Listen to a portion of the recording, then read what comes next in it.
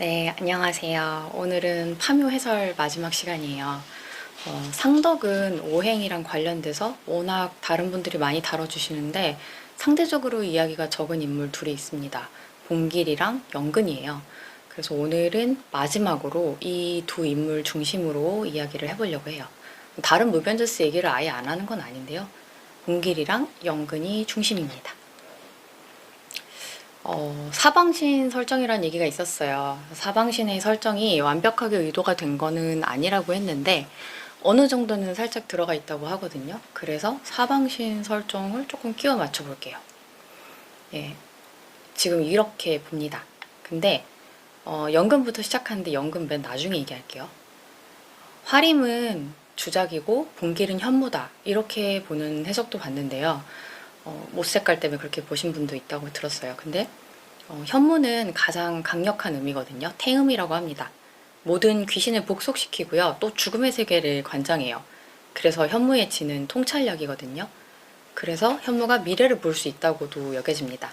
화림의 직업이 무당이니까 현무가 좀 더 어울린다고 보고요. 주작은 반대로 양입니다. 현무의 지는 눈에 보이지 않는 거죠. 그러니까 태양 너머의 밤, 그리고 빛 너머 그림자, 음의 세계를 꿰뚫어 보는 것이고요. 주작의 예는 눈에 보이는 거예요. 외형적인 겁니다. 이거는 태양 아래에 있는 문명, 인간 사회의 질서예요. 주작은 오행도 화고요. 그래서 가장 강력한 양입니다. 오상인, 인의, 예지신 이렇게 5개가 있잖아요. 여기서 예 하나만이 유일하게 형식이 있는 거예요. 눈에 보이는 거고요. 봉길이는 법사죠. 경문, 그러니까 형식으로 된 것을 읊고요. 귀신을 몸에 받는 그 신주 노릇을 할 수가 있습니다. 봉길이는 그 자체로 외형을 만들어내는 그릇이에요. 인, 의, 지 이런 무형의 정신적 가치를 상징하는 캐릭터들은 모두 도깨비 부를 받고요. 그들은 정신공격을 받습니다. 그래서 그 결과로 신체적, 정신적, 영적인 후유증이 남았죠. 상덕은 육체적인 상처가 몇 달이 지나도 잘 안 낫고요. 그리고 영근은 이제 트라우마로 환영을 좀 종종 보고, 하림은 영적으로 할매신이 약간 데미지를 입은 것 같아요. 그런데 유형의 가치를 상징하는 예에 해당하고 그 자신이 그릇으로 기능하는 봉길은 유일하게 그 도깨비 부를 보지 않았습니다. 그리고 데미지를 전혀 입지 않은 걸로 보여요. 그리고 묘변저스가 다 계속 뭘 많이 먹거든요. 그 중에서도 봉길이 특히 쉴 새 없이 먹는데 이거는 이따가 따로 설명해 드릴게요. 그리고 보통 주작이 나타나면 태평성대다, 뭐 주작은 심판을 한다 이러는데 이거는 문명의 질서를 상징하는 거고요. 이 문명 질서가 잘 돌아가고 있다는 의미예요. 그래서 주자기의 심판이 한다는 거는 백호의 어떤 운명론적인 심판이랑 성격이 많이 다릅니다. 그러니까 거꾸로 생각하면은 주작이자 예 그리고 인간 세상의 올바른 질서였던 봉길이 일본 빌런에게 당해서 몸을 크게 다치고 정신은 사로잡혀서 쓰러져 있던 동안 그 인과 지와 의가 사활을 건 싸움을 하고 있었던 게 영화 후반부의 내용이죠. 상덕을 좀 볼게요. 상덕은 백호인데요. 백호는 가을하고 죽음을 관장하거든요. 주작의 심판이랑 백호의 심판이 다른 차원에 있는 것처럼 백호의 죽음도 현무의 좀 본질적이고 완전한 죽음과는 좀 다른 차원입니다. 이거는 추수와 정리를 의미하는 그런 죽음이에요. 좀 정산계절 약간 이런 느낌이에요. 시간이 다 무르익었고요. 알곡이랑 쭉정이가 가려지는 계절이죠. 백호는 의를 상징하는데 이 의는 정의와 권선징악이고요. 오행에서는 금을 상징하기 때문에 백호가 아주 강력한 무력을 갖고 있다고도 봤어요.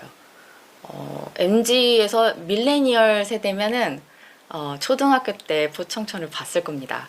의를 가진 금 하면은 이런 느낌이죠. 작두를 대령하라 이런 거요. 그래서 백호는 이렇게 약간 옳고 그름을 따져서 판결을 내리고 징벌도 하고 이런 존재예요. 그러니까 이제 반민특위 위원장 이름을 쓰고 최후의 징벌을 직접 내리는 상덕의 캐릭터에 알맞기도 하죠. 그리고 이제 영근이 나오는데 영근을 마지막에 한 이유가 있습니다. 영근은 청룡이고요. 청룡은 인이에요. 이게 영근에게 딱입니다. 왜냐면요. 영근은 사실 이 묘벤져스 파묘 프로젝트에 굳이 자기 목숨을 걸어가면서 껴야 될 이유가 없는 유일한 사람이에요. 아무리 묘벤져스가 과거에 같이 일을 종종 해본 사이지만 사람한테 목숨만큼 중요한 게 없잖아요. 그 위험을 감수할 만한 동인이 화림하고 상덕은 있어요. 화림은 내가 책임진다 이렇게 얘기했던 봉길의 생사가 달렸고요. 상덕은 첩장된 그 일본 빌런 관을 자기가 파자고 했거든요. 그러니까 판을 벌린 책임이 있습니다, 이 사람은. 근데 연근은 그런 게 아무것도 없어요. 근데 여기 낍니다. 연근이 온이를 상대해야 할 때 성경 구절을 외우죠. 한 사람이면 패하겠거니와 두 사람이면 맞설 수 있나니 세 겹줄은 쉽게 끊어지지 아니하니라. 이게 이제 개신교 성경과 공동번역 성서에는 전도서라고 하고 가톨릭 성경에서는 이제 코엘레서라고 합니다. 번역의 차이지 원문은 똑같아요. 그리고 이 구절이 앞에 한 구절을 같이 읽으면 더 그 느낌이 살아나요. 그들이 넘어지면 하나가 다른 하나를 일으켜준다. 누가 하나를 공격하면 둘이서 그에게 맞설 수 있다. 세 겹으로 꼬인 줄은 쉽게 끊어지지 않는다. 전도서 혹은 코엘레서 4장의 10절과 12절입니다. 이게 인이에요. 인이라는 글자는 잘 보시면 사람 인하고 숫자 2가 합쳐진 거잖아요. 이게 뭐냐면 사람이 둘 이상 있는 거죠. 혼자가 아니라 타인을 품은 글자입니다. 이는 어질고 너그럽고 사랑이고 인류애고 그런 거예요. 인의 예지신 요 5개의 오상 중에서도요. 사람을 사람답게 만드는 가장 근본적인 요소로 이 인을 뽑습니다. 핵심 요소예요. 인간 사회의 근간을 이루는 거를 인으로 봅니다. 유교에서. 그러니까 화림이나 상덕처럼 이렇게 신념을 관철해내는 사람들도 있죠. 근데 연근은 좀 더 현실적이고 저희한테 좀 친근한 인물이에요. 막 사람들한테 이렇게 좀 봉투도 찔러 넣어 줄 줄 알고 또 일본 빌런을 처리하는 일에 회의적이었잖아요. 그런 걸 믿냐 이러면서. 근데 이 사람의 장점이요. 화림이랑 상덕의 말을 무시하진 않아요. 남의 의견에 귀를 기울여 열어놓을 줄을 알고요. 이 사람이 담대하지는 못한 사람 같아 보일지라도 중요한 거는 결국 끝까지 동참합니다. 이게 제일 중요하죠. 결국 끝까지 함께 했다는 게. 사실 사회에서는 이런 사람들의 역할이 너무너무 중요하고 크거든요. 그러니까 사회의 큰 변화가 뭐 대단한 불굴의 의지를 가진 신념과 그런 몇몇 분들만 활약해서는 이뤄낼 수가 없어요. 약간 이런 평범한 것 같지만 이런 인이 있는 사람들, 이게 있어야 됩니다. 그리고 인간 사회가 이 인이 있을 때만 비로소 생명의 계절, 봄이 와요. 그러니까 만약에 연근이 없었다면은 이 팀플은 실패를 했을 거라고 저는 봅니다. 근데 지금 뭐가 하나 빠졌죠. 인의 예지신 이렇게 5개잖아요. 목금화수토 이것도 5개인데 지금까지 계속 신을 빼놓고 얘기하고 있었고 토를 빼놓고 얘기를 했어요. 사방신에 맞춰가지고.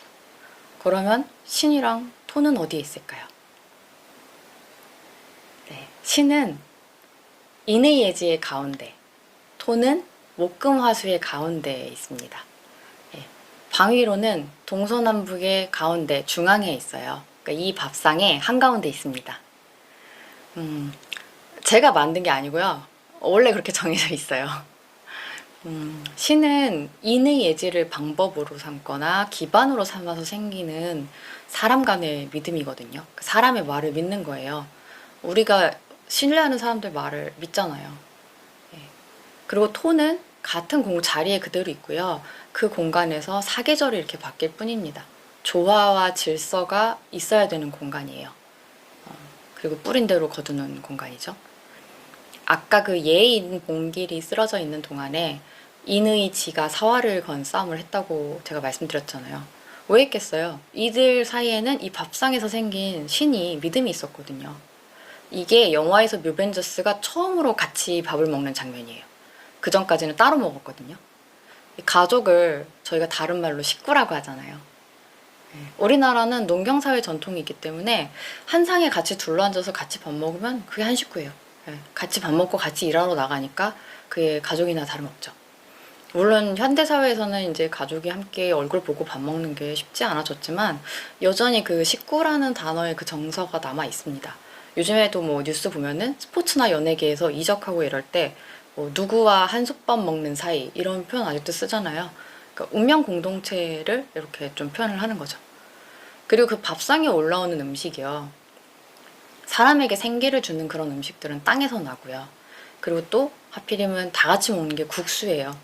국수는 잔치상에 올라오거든요. 왜 먹냐면 오래 살려고 먹는 겁니다. 예, 묘변주스는 생명을 의미하는 음식을 나눠 먹은 거예요. 영화에서 신이 그렇게 생겨나고 토가 그렇게 지켜지는 거죠. 그리고 이제 먹는다는 행위에 대해서 말씀을 좀 드리고 싶은데, 이 영화가 재밌는 게 먹는 거에 관련된 그 세 가지 입장이 나와요. 첫 번째로는 묘벤져스고요. 얘네는 뭘 계속 먹어요. 처음에 미국 갈 때부터 화림이 술 한잔 하고요. 뭐 매국노 집안 아기 입원실 가서도 캔 음료 딱 따서 마시고, 봉기는 또 햄버거 막 먹고, 상덕이랑 영근은 송이 구워 먹고, 그 뒤로도 각자 뭐 국밥도 먹고 계속 이것저것 먹습니다. 근데 다 따로 먹다가 막판에 국수를 다 같이 먹고요.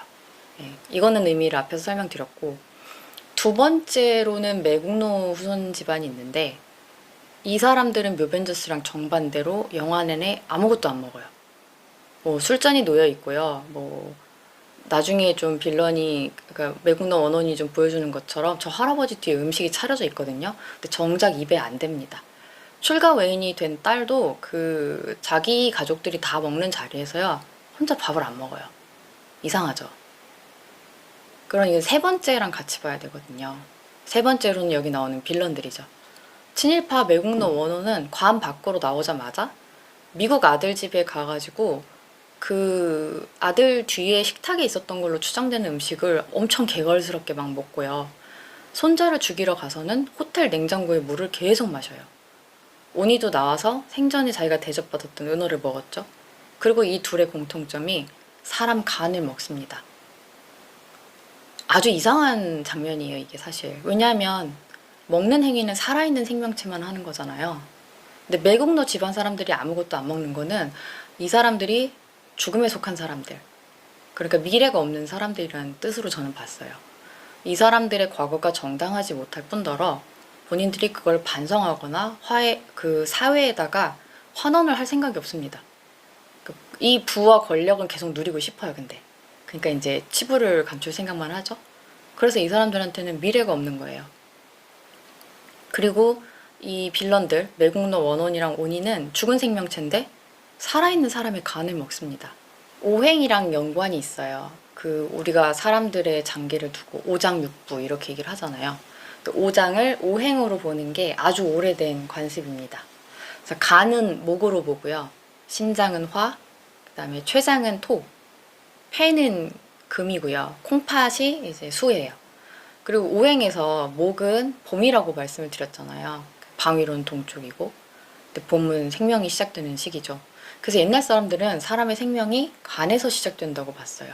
전래동화 보면 뭐 여우가 사람 생명을 취할 때 심장이 아니라 간을 먹잖아요. 그게 그래서입니다. 그래서 일본 빌런도 간을 빼가려고 하죠. 근데 왜 왼쪽을 찌르느냐? 간은 목이니까 동쪽에, 그러니까 그 왼쪽 옆구리에 있다고 생각을 한 거예요. 이 빌런은, 오니는 옛날 사람이니까요. 옛날에 이 세계관대로 행동을 합니다. 그리고 매국노 원호는 자기 아들을 죽일 때 간을 이렇게 쥐는 걸 영화가 보여주거든요. 그리고 손자를 죽일 때에는 플라자 호텔 창밖으로 조선총독부 건물의 환상을 보면서 이렇게 반자의 자세를 하죠. 이 일본 빌런이랑 부동산 부자인 매국노 원혼, 이 둘이 공통점이 있습니다. 이미 죽었는데도 과거의 영광스러운 자기 모습을 재현하려는 아주 강렬한 욕망이 있고요. 그래서 죽었는데도 삶을 막 탐내고 있어요. 그리고 그 욕망이 살아있을 때에도 다른 사람들의 생명을 빼앗고 억압해야만 이룰 수 있었던 욕망이었죠. 아주 파괴적인 욕망이란 말이에요. 다른 사람들의 삶을 파괴하고, 삶의 터전인 땅을 파괴하고, 나아가서 미래를 파괴하는 욕망이죠. 아주 부자연스럽고 죽음을 가져오는 욕망에 가득 찬 인물들입니다. 거의 뭐 해리포터 시리즈의 죽먹자보다 더해요. 그래서 이런 걸 보면 좀 먹는다는 행위에 대해서 죽음과 생명을 나눠서 좀 비교를 하고 있고요. 그리고 이제 그 다음으로 태을보신경 얘기를 좀 해볼게요. 봉길이가 태을보신경을 온몸에 문신으로 새겼잖아요. 일본 빌런이 이 글자를 피해가지고 맨살 부분에 공격을 가한 걸 보고 화림이 일본 빌런이 이거를 피한다는 걸 눈치를 챕니다. 그래서 뮤벤져스 전원이 태울보신경을 이제 몸에 쓰고 출동을 하죠. 근데 물론 오니가 뚫을 수도 있으니까 이런 막 풀 플레이트 아머급은 아니지만 그래도 아예 맨몸으로 가는 것보단 훨씬 낫잖아요. 대충 이런 두정갑 정도 느낌이라고 저는 생각을 했어요. 근데 태울보신경이 그럼 뭐냐? 불경인가? 아니죠. 이거는 도교에 연결이 됩니다. 도교를 하면 좀 여러분들이 잘 아시는 게 있어요. 뭐가 유명하냐? 네. 도사죠, 도사. 근데 도교는 어디서 나왔을까요? 다들 학교 다닐 때 또 제자백과를 배우셨습니다. 도가 하면은 여러분들과 이렇게 자동으로 딱 떠올릴 거예요. 노자, 장자, 무의자연. 이게 그 의무교육의 위력입니다. 그 도가에서 도교가 나오긴 하는데요. 도교는 독립적인 종교로서는 좀 세가 약했고요. 동북아시아 뭐라고 해야 돼? 동북아시아 전반에서 이런 민간 신앙이랑 불교에 많이 섞여서 들어갔어요. 아무튼 도교는 우주가 이제 도에서 출발했다 이렇게 봅니다. 그리고 이 도에서 시작된 우주의 법칙을 태을이라고 해요. 뭐 태을을 천재 이렇게 막 보는 경우도 많은데 이거는 이제 인격적인 신으로 만들면 좀 더 개념에 접근하기가 쉬우니까 나중에 추가된 개념이고요. 본질적으로는 이거는 우주의 법칙입니다. 그럼 이제 태을보신경은 뭘까요? 우주의 법칙이 나를 보호해준다. 이런 경문이에요. 그러니까 법사가 뭐 잡기가 여기 와서 이제 좀 방해하지 못하게 잡기를 물리치려고 외우는 경문인데 본길이는 이게 몸에 다 쓰여져 있으니까 글씨가 안 써진 그 맨살만 좀 공격을 할 수 있었던 거죠. 그리고 뮤벤져스가 아까 다 잘 먹는다고 그랬잖아요. 근데 그 중에 유난히 본길이가 엄청나게 먹습니다. 태을보신경에 이런 구절이 있거든요. 이 구절은요, 그냥 간단하게 말해서 우주의 기운이 내 안에서 쉼없이 흐르면서 나에게 생기를 주고 있다 이런 뜻이에요. 이 우주의 기운이 나를 먹여주고 입혀준다 이렇게 말을 하고 있습니다. 그래서 본길이가 정말 쉼없이 잘 먹어요. 왜냐하면 우주의 법칙이 이 본길이라는 그릇을 통해서 계속 드나들면서 본길이를 계속 생해주고 있거든요. 그리고 이제 금강경 얘기를 좀 할 건데요. 근데 웃긴 게 오니가 이게 태을보신경인지 몰라요. 보고선 이런 식으로 얘기를 한단 말이에요. 금강경인가? 이 몸은 500년 전에 금강경을 다 외웠다. 이렇게 얘기를 한단 말이에요. 그래서 제가 커뮤니티 공지에 저도 속았다고 썼습니다. 이 오니는 도요토미 히데요시처럼 문맹인 거예요. 한자 보면 대충 불경이겠거니 뭐 이런 수준의 문맹이고요. 뭐 물론 다이묘들 중에 아주 박식한 사람들도 있었습니다. 근데 대부분이 무인이었기 때문에 이런 사람들이 꽤 많았어요. 의외로 글을 모릅니다. 근데 그거랑 오니가 금강경을 외운 게 무슨 상관이에요? 금강경을 외우면 뭐 이런 방어를 뚫고 사람을 공격할 수 있을 만큼 강해지나? 금강경은 열반을 가르치는 불경인데요. 뭔가 이상하잖아요. 이 오니는 화림을 공격하려다가 승탑 앞에서도 법화경을 외우거든요. 법화경은 묘법 연화경의 줄임말이에요. 이것도 이제 뭐 성불에 관련된 얘기인데 여기서 남묘호랭개쿄가 나옵니다.